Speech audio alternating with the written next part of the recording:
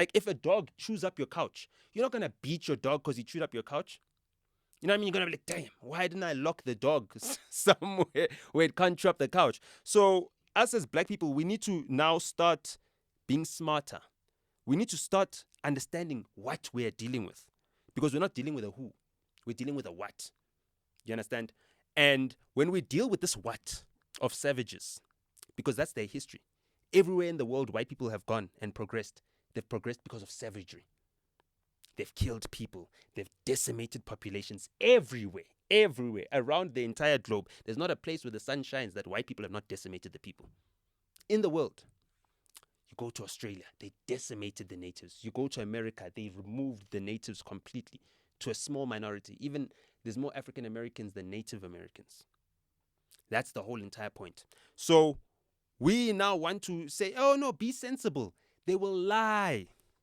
Elon Musk needed to lie to fit in America. He needed to say, yeah, no, I left South Africa because I didn't want to join the army. No, you didn't want to join the army because you had no friends, bro.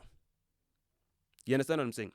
Usbusiso, Liope, when he goes and does something and they're interviewing him, there are people from his high school, from Wits Tech, from wherever that phone in, hey, Usbuda, ngahlangana naye gupi, I'll shout out. Where have you ever heard people phoning in to say, yo, I went to Bryanston High School with Elon. I went to Pretoria Boys with Elon. He had a hard time fitting in school. When he went to America, it was another escape for him. He was escaping from just being this guy who's a social outcast, you know? And that's the main problem that we're facing right now. So I just want to read quickly. The Comprehensive Anti-Apartheid Act of 1986 was a significant piece of U.S. legislation aimed at addressing and influencing the end of apartheid in South Africa. Here's an overview based on the available information, the key points of the act. Legislation overview. The act was designed to impose economic sanctions on South Africa in response to its apartheid policies.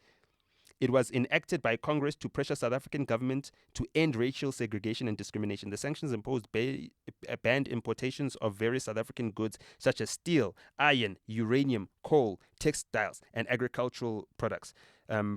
Prohibited new U.S. loans to South African government and new investments in South Africa, withdrew landing rights of South African Airways in the United States, banned U.S. banks from holding South African government accounts.